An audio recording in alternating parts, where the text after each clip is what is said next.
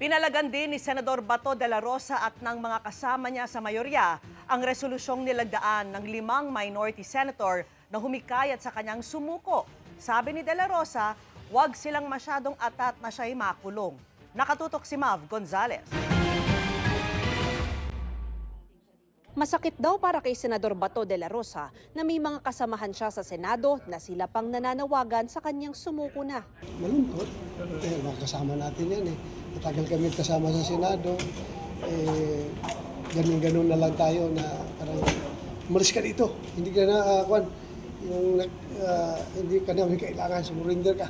5 senador ang naghain ng proposed Senate Resolution 395 na humihikayat kay De La Rosa na kusa ng sumuko sa tamang otoridad at humanap ng judicial remedies na naaayon sa konstitusyon at sa batas sa gitna ng pagpapaaresto sa kanya ng International Criminal Court. Kasama sa nakalagda dito si Senador Ping Lacson. Lalo na nakasama si Senator Ping Lacson. Hindi ko na-imagine bakit ginaganon niya ako. Malungkot ako, nasasaktan ako. Kasi siya ay dati kong boss. Ako nagsilbi ng tapat sa kanya. Nagsilbi si De La Rosa sa Presidential Anti-Organized Crime Task Force na binuo noong 1998 na pinamunuan ni Lacson. Nilinaw ngayon ni Lacson na hindi nila gustong pasukuin si De La Rosa sa ICC kundi sa lokal na korte. No. Naintindihan ko rin yung pinanggagalingan niya. Lalo na especially sa akin kasi nga magkasama kami matagal. It is unfortunate na na-misinterpret niya yung reso. Kasi ang understanding ko doon, i-exhaust lahat yung legal remedies, judicial remedies.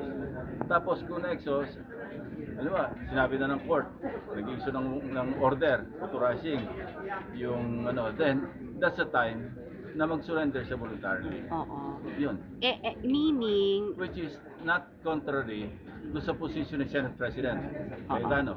Di ba sabi niya, once na maglabas ng order ang domestic court, dapat susundin niya. But the surrender you're talking about is to a local court, not to ICC. To local court. Pero paniwala ni De La Rosa, kahit na sa lokal na korte siya sumuko, sa ICC pa rin daw ang bagsak niya. With the present government, saan ka papapunta niyan after proper authorities? Di ba? With the present government. Yung kay President Duterte nga, hindi nga dumaan ng proper authorities. Diretso sa ICC. Meron pa namang ibang opsyon available. Self-preservation, always.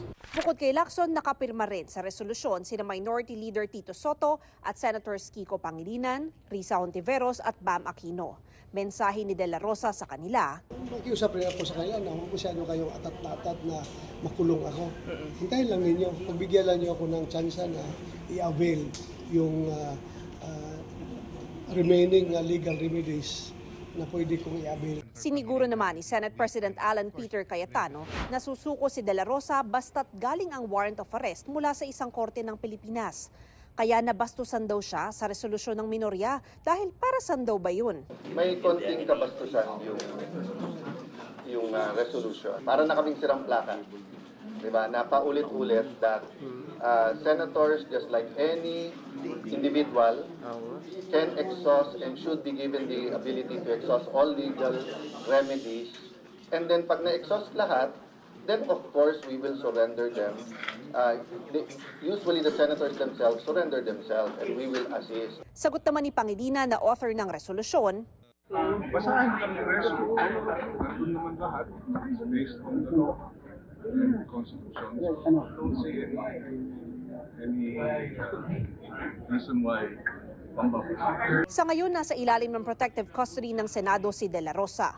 Pero kwenestyon ito sa proposed Resolution 395 dahil wala raw otoridad ang Senadong magbigay ng protective custody o sanktuaryo mula sa lawful arrest, surrender o judicial processes. Kung si dating Senate President at Justice Secretary Franklin Drilon ang tatanungin, wala raw sa batas ang pagbibigay ng protective custody ng Senado. Ginagamit lang daw ito sa Witness Protection Program ng Department of Justice. Wala pong konsepto ng protective custody in other matters. Lalo na po ang Senado. Yan po ay ginagamit, ngunit yan po ay siguro by tradition na lang and out of respect sa Senado, ay binibigyan ng halaga yung protective custody. Ngunit kung batas ang ating pag-uusapan, wala pong kapangyarihang ganon. Hinihinga namin ng tugon dito si Cayetano. Pero nauna niyang sinabi ang protective custody para kay De La Rosa ay nakabase sa Senate Resolution 44. Dito nakasaad na dapat proteksyonan ang mga Pilipino laban sa pagguha sa kanila ng gobyerno para ibigay sa isang banyagang estado at bigyan sila ng sapat na panahon para makahingi ng saklolo sa mga korte bago sila pasukuin o dalhin sa ibang bansa.